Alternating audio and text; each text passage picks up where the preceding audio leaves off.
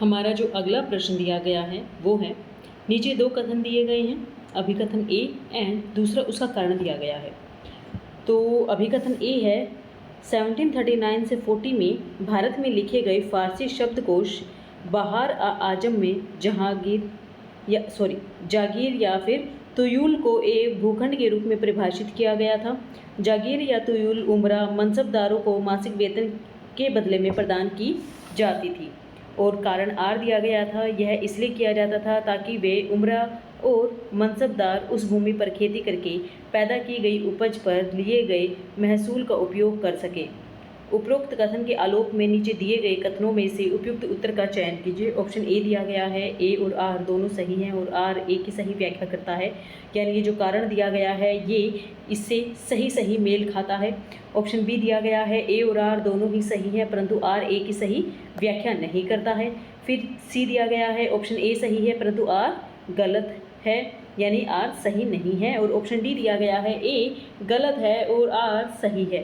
तो इसका आंसर आ जाएगा ए, यानी दोनों ही कथन सही भी हैं एंड जो कारण है वो इसकी सही व्याख्या करता है।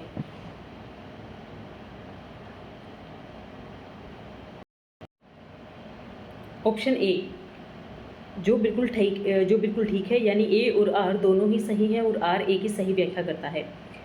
तो 1739 से 40 में भारत में लिखे गए फारसी शब्दकोश में बहार ए आजम में जागीर या तुयूल को एक भूखंड के रूप में परिभाषित किया गया। जागीर या तुयूल उमरा तथा मनसबदारों को मासिक वेतन के रूप में प्रदान की जाती थी। यह इसलिए किया जाता था ताकि वे उमरा और मनसबदार उस भूमि पर खेती करके पैदा की गई उपज पर लिए गए महसूल का उपयोग कर सके। अगला क्वेश्चन दिया गया है, गुप्त साम्राज्य में प्रांतों को क्या कहा जाता था? गुप्त साम्राज्य में प्रांतों को क्या ग्राम कहा जाता था? गलत। क्या भुक्ति कहा जाता था? गलत, क्योंकि ये जिला टाइप हो जाते थे। डिस्ट्रिक्ट आप इसके सामने लिख सकते हो, ठीक है। फिर आ जाएगा कि यहाँ पर क्या मंडल या विषय, तो यहाँ पर मैम हमारे पास आ जाएगा आंसर बी, गुप्त साम्राज्य में प्रांतों को मंडल कहा जाता था, मंडल में विभाजित किया जाता था। जैसे आप ये मान लीजिए कि ये पूरा एक नेशन आ गया, इस नेशन में हम लोग क्या कर देंगे, यानी ये एक राष्ट्र है या फिर राज्य है, इसमें हम लोग क्या कर देंगे भी, यहाँ पर हमें बहुत सारे प्रांत देखने को मिल रहे हैं और यही प्रांत फिर किस में बढ़ जाते हैं भी, यही प्रांत फिर विषय में बढ़ जाते हैं। किस में भी? विषय में बढ़ जाएंगे, ठीक है। एंड विषय के पश्चात यहाँ पर हमें क्या देखने को मिल जाएंगे, इन विषय को ही हम लोग मंडल की कैटेगरी में रख सकते हैं, ठीक है। मंडल की कैटेगरी में भुक्ति, देश, अवनि भी इन्हें अलग अलग नामों से जाना जा सकता है। देश भी कहा जाएगा, अवनि भी। गुप्त साम्राज्य को प्रशासनिक दृष्टिकोण से केंद्रीय प्रांत, विषय यानी जिला, विधि यानी तहसील, पेठ और ग्राम में विभाजित किया गया था, ठीक है। नेक्स्ट क्वेश्चन आएगा 16वां क्वेश्चन, नीचे दो कथन दिए गए हैं, एक अभिकथन ए ओ के रूप में लिखित है एंड, यानी ये कारण और अभिकथन के रूप में दिया गया है। इसका जो पहला ऑप्शन दिया गया है वो है हड़प्पा से संबंधित। इसमें बताया गया है कि हड़प्पा यानी अभिकथन ए, हड़प्पा की मोहरों में सामान्यतः लेखन एक पंक्ति होती है जिसमें से स्वामी का नाम व उपाधि लिखी होती है। और कारण दिया गया है लंबी दूरी के पत्राचार के लिए मोहरों और मोहरबंदी का प्रयोग किया जाता था। तो इसमें ऑप्शंस दिए गए हैं जो हमने लास्ट में भी पढ़े थे भी अभी, क्या मुझे दोबारा रिपीट करने की आवश्यकता है? देखिए ए और बी दोनों ही सही हैं और ए आर ए की सही व्याख्या करता है। दूसरा दिया गया है ए और आर दोनों ही सही हैं, आर ए की सही व्याख्या नहीं करता है। ए सही है, आर गलत है, और यानी आर सही है और ए गलत है, ठीक है। तो इसमें आंसर क्या आ जाएगा भाई, दोनों ही सही है और एक दूसरे की व्याख्या करते हैं। इसमें क्या दिया गया, हड़प्पा की जो मोहरें हैं सामान्यतः लेखन की एक पंक्ति होती है, यानी आपको ये ऐसे मोहर देखने को मिल जाएगी भाई। देखिए अलग अलग टाइप की मोहरें थी, तो इसमें ऊपर एक लाइन बनी होगी, एक पंक्ति बनी होगी जिसमें यहाँ पर कुछ चित्र दिए गए हैं और माना जाता है कि ये अलग अलग स्वामियों के अलग अलग नाम दिए गए हैं, उपाधियाँ दी गई हैं। और लंबी दूरी के अंदर अगर कोई सामान इनके अंदर भेजा जा रहा है तो इन मोहरों पर क्या है, छाप, थप्पे के रूप में, किसके रूप में भी, थप्पे के रूप में, ठीक है, लगा कर भेजा जाता था ताकि जो सीलबंद है वो पता किया जा सके कि किसका यहाँ पर सामान जा रहा है। सामान्यतः मोहरे एक पंक्ति में कुछ लिखा होता था, मालिक का नाम व पदवी को दर्शाता था। विद्वानों ने सुझाव दिया कि इन पर बना चित्र आमतौर पर एक जानवर अनपढ़ लोगों को संकेत के रूप में इसका अर्थ बता सकता है। लंबी दूरी के जो भी पत्राचार यानी आपसी जो बातचीत होती थी उस पर मोहरों और मोहरबंदी का प्रयोग किया जाता था, इसलिए कथन हमें दोनों ही सही देखने को मिल जाते हैं। नेक्स्ट क्वेश्चन है, मौर्य साम्राज्य कितने प्रांतों में विभाजित था? भी मौर्य साम्राज्य मुख्यतः हमें 5 प्रांतों में देखने को मिल जाता है, जिसमें से 4 तो भाई चंद्रगुप्त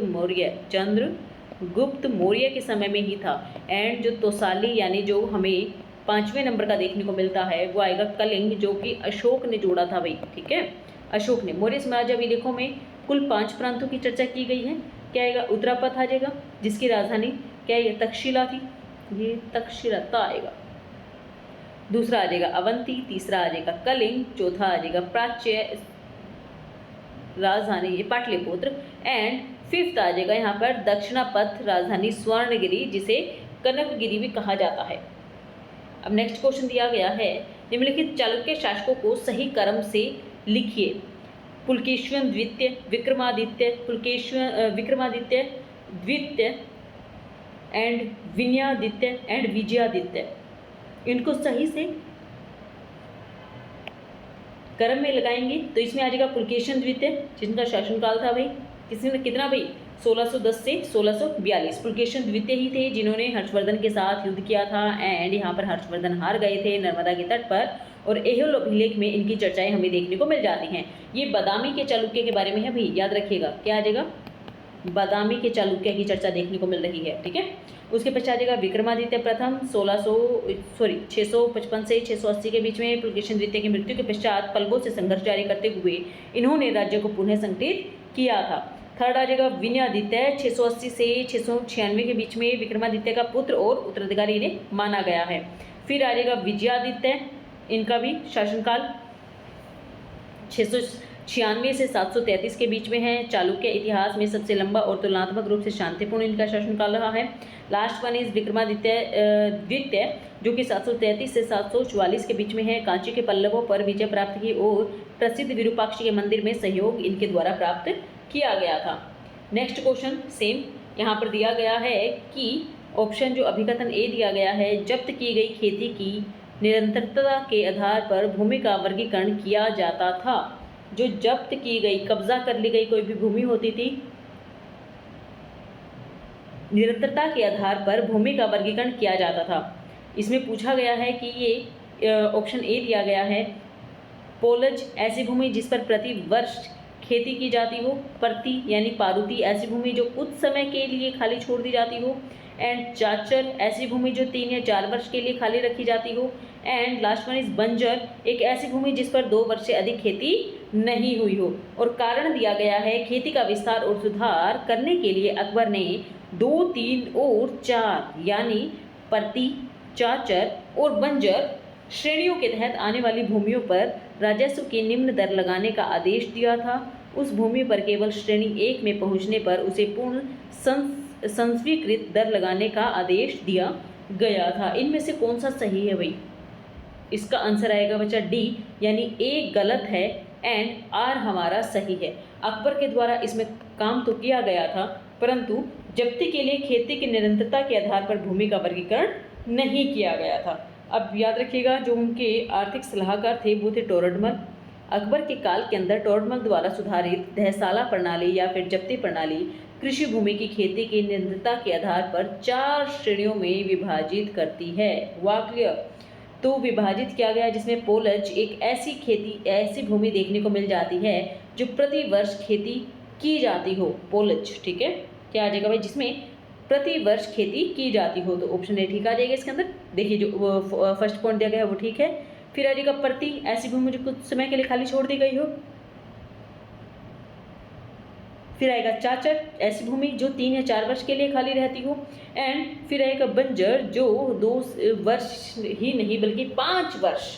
कितना आएगा इसमें 2 दिया गया है, बल्कि इसमें क्या आएगा मैम 2 से 5 वर्ष के करीब करीब उसमें खेती ना की गई हो, इसलिए हम कहेंगे कि हमारा ऑप्शन ए सही नहीं है। खेती का विस्तार और सुधार करने के लिए अकबर ने 2, 3 और 4 श्रेणियों के तहत आने वाली भूमि पर राजस्व निम्नतम दर लगाने का आदेश दिया था। उस भूमि पर केवल श्रेणी 1 में पहुंचने पर ही उसे पूर्ण स्वीकृत दर का कर लगाने का आदेश दिया गया था।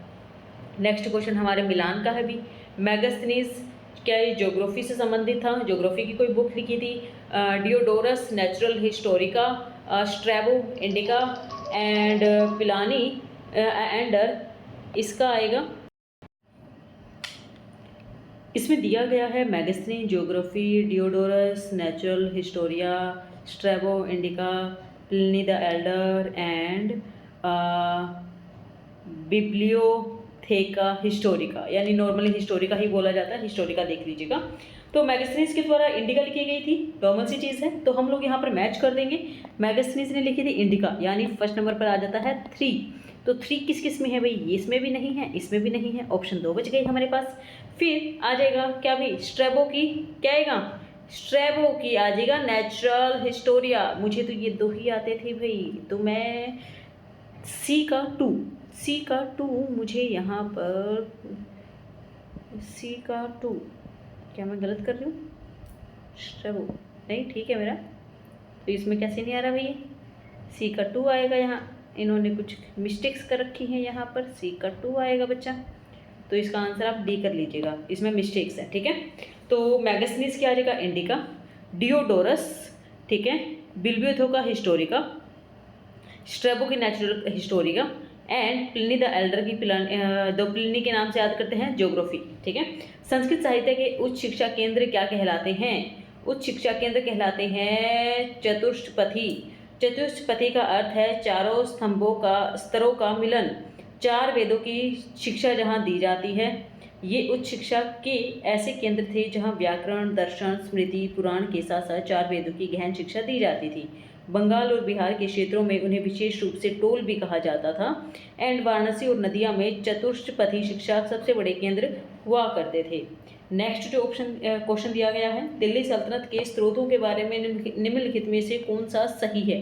थोड़ा सा यहाँ ज़रूर ध्यान दीजिएगा कि सही और गलत के बारे में जब पूछा जाता हो कि कौन सा सही है, तो ऑप्शन ए दिया गया है मिफ्ताह उल फतह में जलालुद्दीन खिलजी के युद्ध के बारे में उल्लेख किया गया है। ऑप्शन बी है ख्वाइज़िन उल फतह में मुबारक शाह खिलजी के आक्रमण के बारे में चर्चा की गई है। एंड सी में दिया गया है नहू सिपिह सर आता है, सिफिर लिखा हुआ है यहाँ पर, गलत है ये, में मुबारक शाह खिलजी के आक्रमण के बारे में चर्चा की गई है। एंड ऑप्शन डी दिया गया है तुगलकनामा में गयासुद्दीन तुगलक के युद्धों की चर्चा की गई है। फिर आएगा अफीफ कृत तारीफ फिरोज शाह में फिरोज शाह तुगलक के शासनकाल का उल्लेख किया गया है।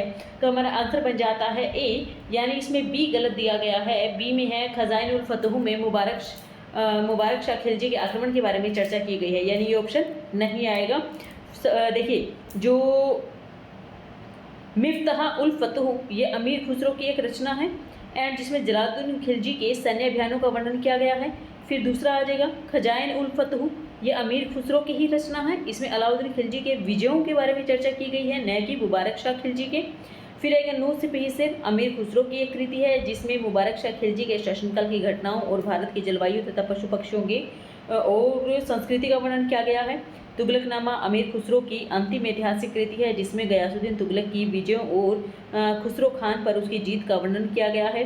तारीख फिरोज शाही शम्स सिराज अफीफ द्वारा रचित एक ग्रंथ पूरी तरह से फिरोज शाह तुगलक के शासनकाल को समर्पित है। नेक्स्ट क्वेश्चन जो दिया गया है वो है भाई, विजयनगर की खोज और संरक्षण के महत्वपूर्ण घटनाओं का सही क्रम बताएं। ऑप्शन ए है हम्पी को यूनेस्को की विश्व धरोहर स्थल के रूप में घोषित किया गया था। आई थिंक हम्पी को जो किया गया था भाई, ये 18 के आसपास में किया गया है, 2018 के आसपास में। चलिए देखते हैं कब किया गया। दूसरा आ जाएगा कोलिन मैकेंजी के विजयनगर की यात्रा की गई, और ऑप्शन सी दिया गया है JFD स्थल मंदिर की दीवारों पर उत्कीर्ण उल्लेखों का प्रलेखन शुरू किया गया है। ऑप्शन डी दिया गया है अलेक्जेंडर ग्रीनलैंड ने हम्पी के पुरातत्व अवशेषों में सर्वप्रथम बारीकी से फोटोग्राफ किया है। एंड ऑप्शन ई दिया गया है जॉन मार्शल के नेतृत्व में संरक्षण शुरू हुआ। यहाँ पर कुछ विकल्प दिए गए हैं, तो हमारा आंसर ए बन जाता है, यानी BDCEA। कौन कौन चीज़ें पहले हुई? सबसे पहले हुआ कोलिन मैकेंजी ने विजयनगर की यात्रा की, यानी विजयनगर यानी हम्पी की खोज उसके संरक्षण से जुड़ी हुई घटनाओं का सही कालक्रम है कि कोलिन मैकेंजी की यात्रा 1800 ईस्वी में ईस्ट इंडिया कंपनी के इंजीनियर कर्नल कॉलिन मैकेंजी ने 1800 ईस्वी में एक स्थल की यात्रा की। हम्पी का पहला सर्वेक्षण मानचित्र इनके द्वारा तैयार कर दिया गया था।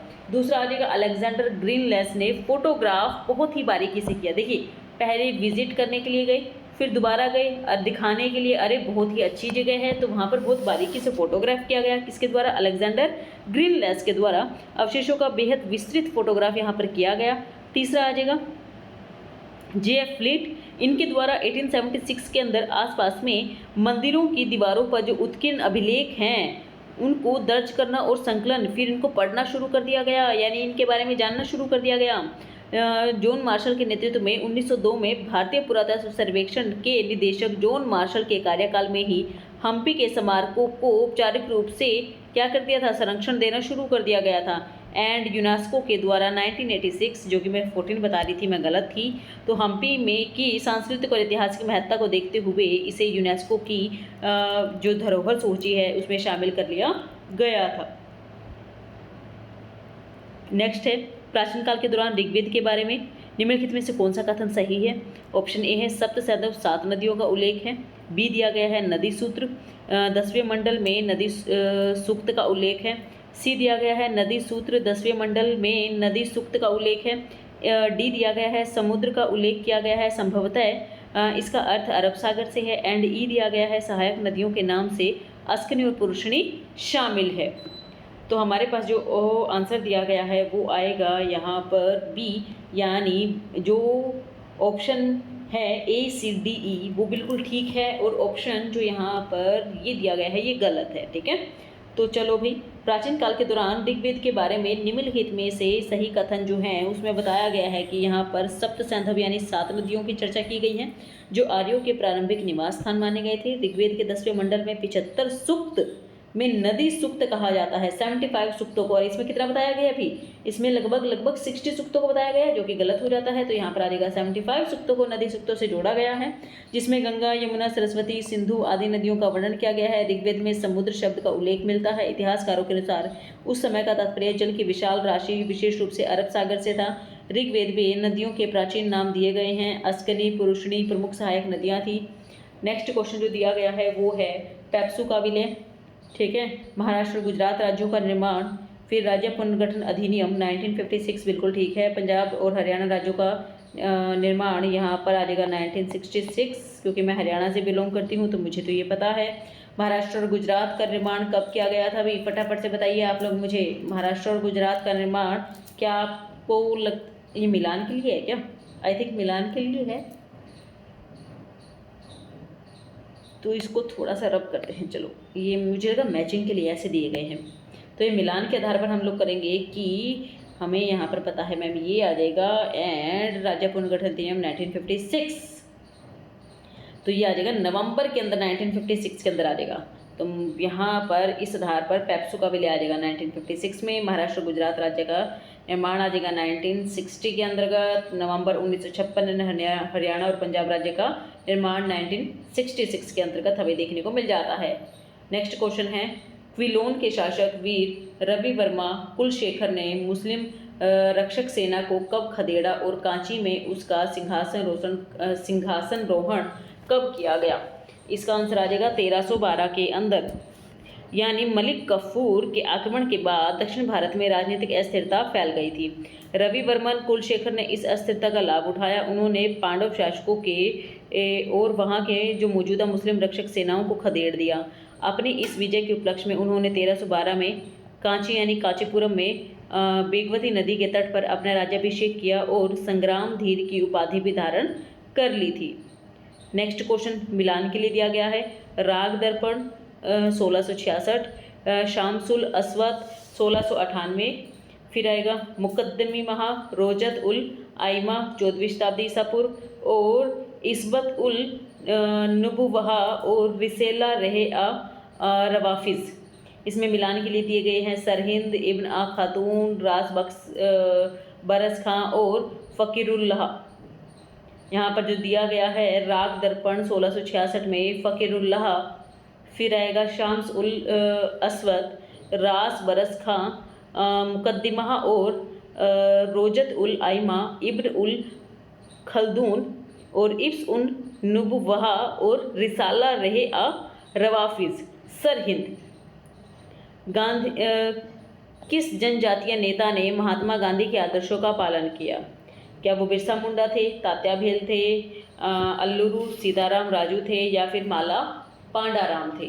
तो इसका आंसर आएगा अल्लारू सीताराम राजू ऐसे व्यक्ति थे जो गांधी जी के आदर्शों से प्रेरित होकर आगे काम कर रहे थे। इनके द्वारा जनजातीय आंदोलन भी चलाए गए थे जिन्होंने रंपा विद्रोह का नेतृत्व किया था। गांधी जी के खादी शराबबंदी स्वराज असहयोग आंदोलन से प्रेरित थे। हालांकि उन्होंने गांधी जी के अहिंसा के विपरीत हिंसा का मार्ग अपनाया, परंतु इनका लक्ष्य गांधी जी के समान ब्रिटिश का विरोध करना ही था। स्थानीय स्वशासन के लिए प्रांतीय बिल की शुरुआत किसके अधीन की गई थी? लॉर्ड रिपन के अधीन, लॉर्ड चैम्सफोर्ड के अधीन, लॉर्ड मार्ले के अधीन या फिर लॉर्ड मेयो के अधीन? ऑप्शन आ जाएगा लॉर्ड मेयो के अधीन। स्थानीय स्वशासन के लिए प्रांतीय बिल की जो शुरुआत थी लॉर्ड मेयो के अधीन शुरू की गई थी। लॉर्ड लिटन तथा रिपन ने इसे आगे बढ़ाया था। 1877 में प्रांतीय सरकारों को आबकारी, भूमि कर, राजकीय मुद्रा तथा विधि व न्यायालय इत्यादि पर नियंत्रण का अधिकार दे दिया गया था। इसके लिए प्रांतों से प्राप्त होने वाले करों, विशेषकर आबकारी, भूमि कर, लाइसेंस फीस इत्यादि भी इन्हें दे दिए गए थे। अब नेक्स्ट जो ऑप्शंस दिए गए हैं वो आ जाएगा प्रोस्पोग्राफी यानी सामूहिक जीवन अध्ययन, व्यक्तियों के विस्तृत जीवन परक अध्ययनों का अतीत को समझना है। एंड प्रोस्पोग्राफी का इतिहास से कोई संबंध नहीं है। उपरोक्त कथन में से हमें उपयुक्त उत्तर का चयन करके बताएं। ऑप्शन ए है, ए और आर दोनों ही सही हैं और आर ए की सही व्याख्या करता है। ठीक है, ये अभिकथन और कारण वाले ऑप्शन सभी। तो यहाँ पर जो हमारा आंसर बन जाता है वो आएगा यानी सी, यानी जो ए है वो गलत है एंड जो बी दिया गया है इसका ऑप्शन कारण बताया गया है वो सही है। क्या आएगा अभी? प्रोस्पोग्राफी सामूहिक जीवन अध्ययन, व्यक्तियों के विस्तृत जीवन परक अध्ययनों का अतीत को समझना है। क्योंकि प्रोस्पोग्राफी इतिहास की एक सहायक विधि है। यह प्राचीन, मध्यकालीन और आधुनिक इतिहास में बहुत उपयोगी होती है, जैसे रोमन साम्राज्य, मध्ययुगीन यूरोप या फिर राजनीतिक अभिजात्य वर्ग के अध्ययन में इसका प्रमुख उद्देश्य ही इतिहास को गहराई से समझना है। नेक्स्ट जो क्वेश्चन दिया गया है वो है यहाँ पर हमें मिलान के लिए दिया गया है शिक्षा, कल्प, छंद, ज्योतिष, छद्म शास्त्र, स्वर विज्ञान, सामाजिक विचार या फिर खगोल शास्त्र। शिक्षा, स्वर विज्ञान, कल्प, सामाजिक विचार, छंद शास्त्र, ज्योतिष, खगोल शास्त्र। नेक्स्ट क्वेश्चन है उस पुस्तक का नाम बताइए जिसमें दादू दयाल का पिंजरा और दुनिया के रूप में उल्लेख किया गया है। ऑप्शन ए है ग्रंथावली, बी है दबिस्तान मज़ाहिब एंड ऑप्शन सी है शाहजहांनामा, ऑप्शन डी है रिसाला ए ज़िरात। तो आंसर हमारा बन जाता है ए, यानी ग्रंथावली के अंदर हमें दादू दयाल का पिंजरा और दुनिया के रूप के उल्लेख देखने को मिल जाते हैं। पिंजरा यानी हमारा शरीर एंड दुनिया यानी आत्मा का उल्लेख ग्रंथावली, दादू दयाल ग्रंथावली के नाम से जिसे जाना जाता है में मिलता है, जो आचार्य परशुराम चतुर्वेदी द्वारा संपादित है। इनका नाम ज़रूर याद रखिएगा, वेरी वेरी इंपॉर्टेंट है, परशुराम चतुर्वेदी। ग्रंथावली दादू दयाल के प्रमाणिक रचनाओं का उल्लेख है जिसमें उनके आध्यात्मिक उपदेशों के रूप में पिंजरा, दुनिया के प्रतीकात्मक प्रयोग मिलते हैं। नीचे दिए गए कथनों में अभिकथन ए और आर दोनों ही दिए गए हैं। तो अभिकथन ए जो दिया गया है, नवंबर 1931 में लंदन में हुए द्वितीय गोलमेज सम्मेलन में महात्मा गांधी ने निम्न जातियों के लिए पृथक निर्वाचक मंडल की मांग का विरोध किया था और इसका कारण आर दिया गया है कि गांधी जी का मानना था कि इससे प्रमुख धारा के समाज में उनके एकीकरण में रुकावट आएगी और अन्य जातियों के हिंदुओं से स्थायी रूप से पृथक हो जाएंगे। उपरोक्त कथनों में हमें जो ऑप्शंस दिए गए हैं उनमें ए सही है, जिसमें ए और आर दोनों ही सही तथा आर जो है ए की सही व्याख्या करता है। नवंबर 1931 में लंदन में द्वितीय गोलमेज सम्मेलन हुआ था जिसमें गांधी जी ने निम्न जातियों के लिए पृथक निर्वाचक मंडल की मांग का विरोध किया था, क्योंकि गांधी जी का मानना था कि इससे मुख्य धारा में समाज में उनके एकीकरण में रुकावट आएगी और अन्य जातियों के हिंदुओं से स्थायी रूप से पृथक हो जाएंगे। अतः कथन ए और आर दोनों ही सही हैं। नेक्स्ट जो क्वेश्चन दिया गया है गंगा प्रसाद सेन, महेंद्र लाल सरकार, Leonard Rogers and Florence Nightingale. Options इसमें क्या क्या दिए गए हैं? Ayurvedic medicines, homeopathy, Calcutta school of tropical medicines and lady with the lamp.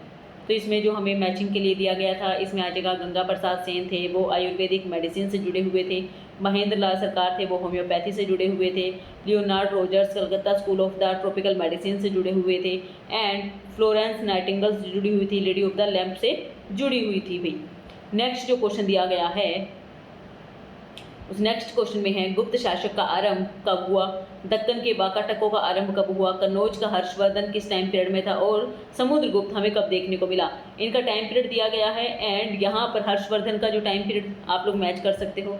उसके पश्चात गुप्त का आरंभ हमें कब देखने को मिल जाता है, अभी फटाफट से बताइए। गुप्तों का आरंभ हमें देखने को मिल जाएगा किसमें, यहाँ पर सबसे पहले जो समुद्रगुप्त दिया गया है, इससे पहले भी हमें कौन देखने को मिलेगा, चंद्रगुप्त। तो हम लोग कहेंगे 320 ईसा पूर्व के आसपास में इनका यहाँ पर हमें शुरुआत देखने को मिल जाती है। तो 4th नंबर पर हमें 2 ऑप्शंस देखने को मिल जाते हैं।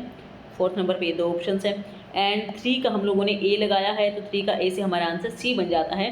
गुप्त शासकों का आरंभ 320 ईस्वी के अंदर, दक्कन के वाकाटक 375 से 415 ईस्वी के बीच में है, कन्नौज का हर्षवर्धन 606 से 647 ईस्वी के बीच में एंड समुद्रगुप्त 335 से 375 के बीच में हमें देखने को मिल जाता है। भारतीय विदेशी नीति के बारे में निम्नलिखित में से कौन से कथन सही हैं।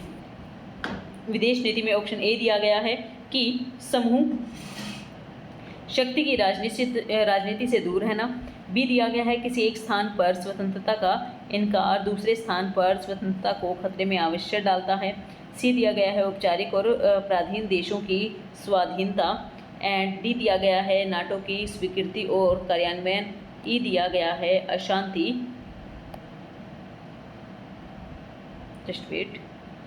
अशांति सह अस्तित्व। तो हमें यहाँ पर जो आंसर देखने को मिला है वो है सी, यानी इसमें जो डी और ई दिया गया है वो ऑप्शन गलत हो जाते हैं।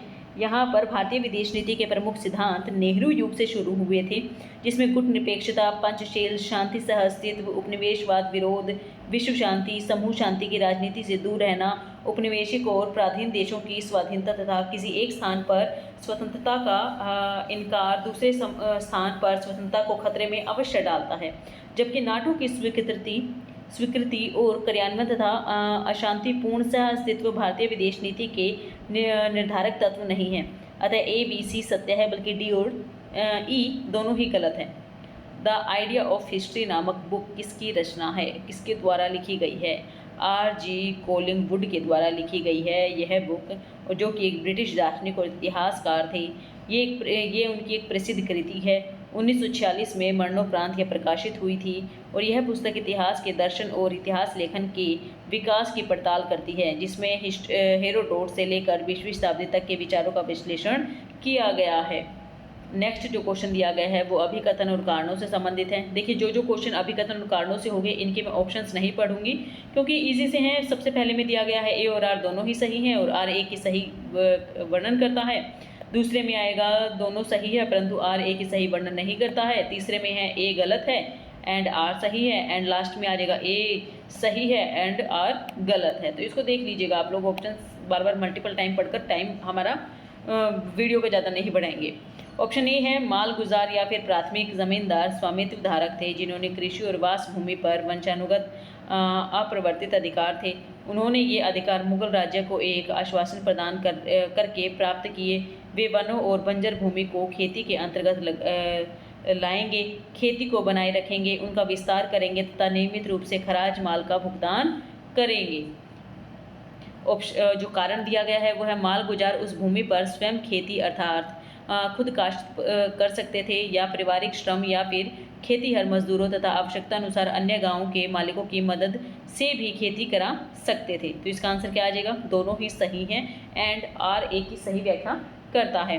तो मालगुजार और जो प्राथमिक ज़मींदार थे वो स्वामित्व, उनको अपनी भूमि पर स्वामित्व दे दिया जाता था जिससे वे कृषि भी कर सकते थे, उस पर वास भी कर सकते थे और उनके बच्चे भी इसी चीज़ को आगे कंटिन्यू रख सकते थे, यानी वंशानुगत अधिकार था।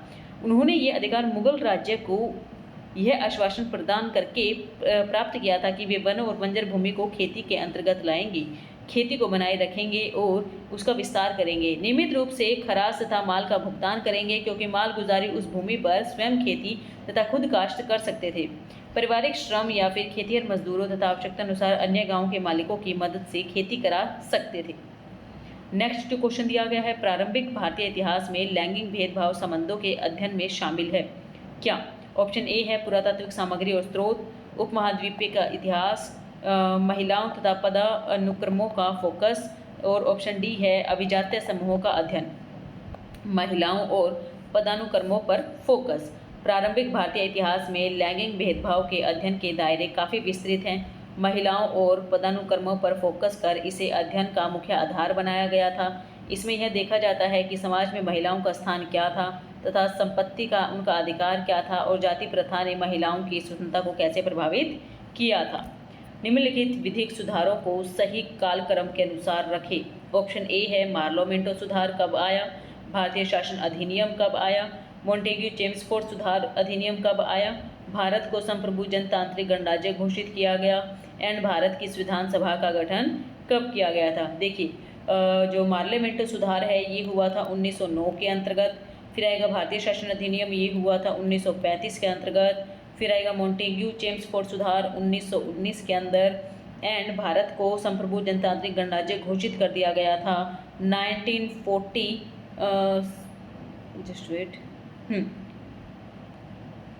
1950 के अंतर्गत। संप्रभु गणराज्य हमारी प्रस्तावना के अंदर किया गया है ना ये, तो संविधान सभा का गठन किया गया था यहाँ पर 1946 के अंतर्गत। ठीक है, नवंबर 1946 के अंदर गठन किया गया था। तो अब आप इनको सीरीज में लगा सकते हैं। फिर आएगा भारतीय प्रेस के इतिहास के बारे में निम्नलिखित में से कौन सा कथन सही है। लॉर्ड वेलेस्ली ने 1799 में सेंसरशिप लागू कर दिया गया था। बी आएगा 1799 के अधिनियम को the censorship of the Press Act 1799 के नाम से जाना जाता है। सी दिया गया है Lord William Bentinck the liberation of the Indian Press Act 1835 लेकर आया। डी है प्रेस प्रतिबंध अधिनियम 1857 में पारित किया गया था। And next vernacular press act 1700 में पारित किया गया था। तो आंसर क्या बन जाता है हमारा, बी बन जाता है। यानी डी और ई जो ऑप्शन दिए गए हैं ये दोनों ही गलत हैं। लॉर्ड वेलेस्ली ने 1799 में सेंसरशिप लागू की थी। यह फ्रांसीसी आक्रमण की आशंका के कारण प्रेस पर पूर्व सेंसरशिप लगाने वाला पहला कदम था। 1799 में अधिनियम को the censorship of the Press Act 1799 के नाम से जाना जाता था। Lord William Bentinck the liberation of the Indian Press Act 1835 लेकर आए। प्रेस प्रतिबंध अधिनियम 1857 में पारित नहीं किया गया बल्कि लाइसेंस अधिनियम 1857 पारित किया गया, जबकि वर्नाकुलर प्रेस एक्ट 1878 में पारित किया गया था। अतः ए बी सी सत्य है। नेक्स्ट क्वेश्चन है पाणिनि की अष्टाध्यायी कब लागू की गई थी, टाइम पीरियड पूछा गया है। चरक और सुश्रुत संहिता हमें कब देखने को मिल जाती हैं। त्रिपिटक संहिता, प्रारंभिक बौद्ध धर्म एंड पुराणों का संकलन कब किया गया था, वेरी वेरी इंपॉर्टेंट। पाणिनि की अष्टाध्यायी देखिए, पाणिनि हमें गुप्त टाइम पीरियड से संबंधित हैं, तो 500 ईसा पूर्व के आसपास में हमें देखने को मिल जाते हैं। फिर आएगा चरक, चरक भी हमें गुप्ता टाइम पीरियड से हैं, तो ये आ जाएगा 100 ईसा पूर्व। त्रिपिटक ये आ जाएगा 500 से 100 ईसा पूर्व के आसपास में देखने को मिल जाते हैं। सॉरी मैंने चरक और सुश्रुत को 100 ईसा पूर्व बोला है, केवल आएगा ईस्वी। पुराणों का संकलन संस्कृत में किया गया था 200 ईस्वी से आगे के समय में। नेक्स्ट क्वेश्चन है कश्मीर के इतिहास पर पुस्तक बहारिस्तान आ शाही किसके शासनकाल में लिखी गई थी। ये लिखी गई थी जहांगीर के समय में। बहारिस्तान अशाही नामक पुस्तक कश्मीर के इतिहास पर लिखी गई थी। इसका संपादन डॉक्टर अकबर हैदरी ने किया था, जो मुग़ल बादशाहों के दौर में लिखी गई, खासकर जहांगीर के शासनकाल से संबंधित है। यह कश्मीर के प्रारंभिक शासकों से लेकर मुग़ल शासनकाल तक के इतिहास के बारे में हमें जानकारी प्रदान करती है। नेक्स्ट क्वेश्चन है अर्थशास्त्र के बारे में निम्नलिखित में से कौन से कथन सही हैं। अर्थशास्त्र राजा के लिए राजनीतिक संबंधित ग्रंथ है जिसमें वास्तविक राजा का नहीं बल्कि संभाव्य राजा का वर्णन किया गया है। बी है इसमें 15 अधिकरण है। सी है इसमें 18 अधिकरण है। डी है इसमें मनुष्य के निर्वाह या फिर आजीविका के रूप में अर्थ की व्याख्या की गई है। और ई है यह महत्वपूर्ण पाठ्य स्रोत नहीं है। तो ऑफकोर्स ये तो हमें पता है कि बेहद ज़्यादा महत्वपूर्ण है, तो ये ई तो हमारा गलत हो जाता है। एंड ऐसा कौन सा ऑप्शन है जिसमें ई यहाँ पर दिया गया है, तो ई गलत हो जाता है। तो हमारे पास 3 ऑप्शन बचेंगे जिसमें से आंसर हमारा बन जाता है सी। कौटिल्य का अर्थशास्त्र राज व्यवस्था, अर्थव्यवस्था, सामाजिक व्यवस्थाओं का एक व्यवहारिक ग्रंथ हमें देखने को मिलता है जो वास्तविक ज्ञान और अर्थ के प्रबंधन पर केंद्रित है। अर्थशास्त्र 15 अधिकरणों में विभाजित है। ये राजा के लिए राजनीतिक संबंधित ग्रंथ है। इसमें वास्तविक राजा का नहीं बल्कि संभाव्य राजा का वर्णन किया गया है। इसमें मनुष्य के निर्वाह आजीविका के रूप में अर्थ की व्याख्या की गई है। राजनीतिक शासन के अध्ययन का एक महत्वपूर्ण पाठ्य स्रोत है। और इस आधार पर हमारा जो ऑप्शन कि इसमें 18 अधिकरण है वो गलत हो जाता है और यह एक महत्वपूर्ण स्रोत नहीं है वो भी गलत हो जाता है। इसमें हमें 15 अध्याय देखने को मिल जाते हैं। नेक्स्ट इसमें टाइम पीरियड्स दिया गया है भाई, ये टाइम पीरियड्स जो है यानी 1568 ईस्वी, 1572 ईस्वी, 1565 ईस्वी। तो यहाँ पर अकबर ने सिख गुरु अर्जन देव से भेंट की और अकबर ने सिख गुरु अमरदास से भेंट की एंड अकबर ने गोकुल के श्रीनाथ जी मंदिर में रख रखाव के लिए लगान मुक्त भूमि के अनुदान के लिए फरमान जारी किया। तो इसमें आंसर क्या आएगा भी हमारा, एंड ऑप्शन डी दिया गया है 1598 ईस्वी, जिसमें अकबर ने जीव गोसाई को मदन मोहन और गोविंद देव मंदिर का प्रबंधन अधिकार देने का फरमान जारी किया। इसमें हमारा आंसर आ जाएगा सी, पहली चीज 1668। इसमें अकबर ने जीव गोसाई को मदन मोहन और गोविंद देव मंदिर का प्रबंधन अधिकार देने का फरमान जारी कर दिया गया। 1572 में अकबर के द्वारा गोकुल के श्रीनाथ जी मंदिर के रखरखाव के लिए लगान मुक्त भूमि के अनुदान के लिए फरमान जारी कर दिया। एंड 1565 में अकबर ने सिख गुरु अमरदास से भेंट की थी। 1598 में अकबर के सिख गुरु अर्जन देव से भेंट की गई थी। हमारा जो नेक्स्ट क्वेश्चन है वो दोबारा से अभिकथन यानी कारण और अभिकथन से जुड़ा हुआ है। इसमें अभिकथन ए दिया गया है, यहाँ पर महावस्तु में बुद्ध का संत चरित लेखन है तथा संस्कृत प्राकृतिक मिश्रित भाषा में मठ व्यवस्था के उदय का वर्णन है। कारण दिया गया है महायान संप्रदाय में संस्कृति के उपयोग की प्रवृत्ति तीव्र हो गई है। उपरोक्त कथनों के आधार पर हम कहेंगे कि हमारा आंसर बी ठीक हो जाता है, यानी दोनों ही ऑप्शन ठीक तो हैं परंतु आपस में मेल नहीं खाते हैं। तो महावस्तु में बुद्ध का संचारित लेखन यानी पवित्र जीवनी तो हमें देखने को मिलती है। संस्कृत प्राकृत मिश्रित भाषा मठ व्यवस्था के उदय का वर्णन है, जबकि महायान संप्रदाय में संस्कृत के उपयोग की प्रवृत्ति तीव्र हो गई है। यह ब्राह्मण प्रभाव, विद्वत वर्ग की भागीदारी और साहित्यिक परिष्कार का कारण हुआ है, जिसमें ए और आर दोनों ही हमें सत्य देखने को मिल जाते हैं। फिर नेक्स्ट क्वेश्चन जो है वो, किसने लॉर्ड डलहौजी को यह कहकर सचेत किया था कि अवध का प्रत्येक किसान परिवार शायद अपवाद के बिना ब्रिटिश सेना से अपना एक सदस्य भेजता है, अवध अंग्रेजों के विरुद्ध विद्रोह कर सकता है। आंसर आ जाएगा, ये बात जो कही गई थी सर जेम्स आउटरम के द्वारा कही गई थी। सर जेम्स आउटरम ने लॉर्ड डलहौजी को यह चेतावनी दी थी कि अवध का प्रत्येक किसान परिवार शब्द अपवाद के बिना यानी कुछ भी बिना बोले ब्रिटिश सेना में अपना एक सदस्य भेजता है। अर्थात अवध के किसान परिवार ब्रिटिश सेना में बड़े पैमाने पर भर्ती हो गए थे, इसलिए अवध का विलय ब्रिटिश सेना के सिपाही में असंतोष पैदा कर सकता है और वे अंग्रेजों के विरुद्ध विद्रोह भी कर सकते हैं। नेक्स्ट जो क्वेश्चन है दोबारा से हमें अभिकथन और कारण का देखने को मिला है, जिसमें अभिकथन ए है, ईश्वर चंद्र विद्यासागर के द्वारा रचित वर्ण परिचय का मिशनरी स्कूलों में प्रवेशिका के रूप में उपयोग किया गया था। यह भारतीय वर्ण व्यवस्था के बारे में पाठ था। तो इसका जो हमें आंसर देखने को मिलता है वो आएगा कि इसमें केवल ऑप्शन ए सही है। ठीक है, ईश्वर चंद्र विद्यासागर के द्वारा जो वर्ण परिचय है उसमें मिशनरी स्कूलों के प्रवेशिका के रूप में बताया गया है। वर्ण परिचय 1855 में प्रकाशित बंगाली भाषा में सबसे प्रभावशाली एक पाठ्य पुस्तक है। इसमें भारतीय वर्ण व्यवस्था के बारे में जानकारी प्राप्त नहीं होती है, बल्कि यह पुस्तक बच्चों को पढ़ना लिखना सिखाती है और इसी के बारे में इसे लिखा गया है। हमारा जो नेक्स्ट 49वां क्वेश्चन है वो है, भारत के निम्नलिखित जातिगत सुधारों को सही कालक्रम में लिख रखे। ए है वायकोम सत्याग्रह, महार सत्याग्रह, आत्मसम्मान आंदोलन, बहिष्कृत हितकारिणी सभा, और ऑप्शन ई है all India depress classes leaders conference. तो इसमें जो टाइम पीरियड पूछा गया है, आत्मसम्मान आंदोलन सेल्फ रिस्पेक्ट मूवमेंट 1920 में किया गया था, और वायकोम सत्याग्रह है मार्च 1924 में, बहिष्कृत हितकारिणी सभा जुलाई 1924 में, महार सत्याग्रह 1927 में, and all India depress classes leadership conference या लीडर्स कॉन्फ्रेंस 1930 में। हमारा जो 50वां क्वेश्चन है वो है, किसके शासनकाल में पहली बार आतिशबाजी के लिए बारूद का प्रयोग किया गया था। इसमें आएगा फिरोज शाह तुगलक, इन्होंने आतिशबाजी की थी। दिल्ली सल्तनत के तुगलक वंश के शासक फिरोज शाह तुगलक के समय में बारूद का जो प्रयोग था युद्धों के बजाय आतिशबाजी के लिए किया गया। फिरोज शाह के दरबारी इतिहासकार शमसा सिराज अफीफ की किताब तारीख फिरोज शाही में लिखा गया है। फिर आएगा शब बारात जैसे मौके पर शाम को आतिशबाजी की जाती थी। यह भारत में बारूद से बने मनोरंजक आतिशबाजी का सबसे पुराना और स्पष्ट प्रमाण हमें देखने को मिल जाता है। तो आज जो हम लोगों ने क्वेश्चन किए हैं लगभग 50 के करीब क्वेश्चन किए हैं। अब जो नेक्स्ट क्वेश्चंस होंगे वो पार्ट 2 के अंदर करेंगे भी।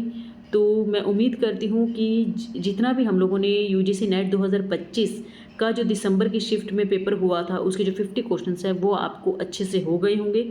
एंड इससे रिलेटेड अगर आपको लगता है कि मैम इसमें कुछ इंप्रूवमेंट चाहिए है तो आप मुझे कमेंट सेक्शन में बता सकते हैं। एंड क्लास को लाइक ज़रूर कीजिएगा, चैनल को सब्सक्राइब ज़रूर कीजिएगा।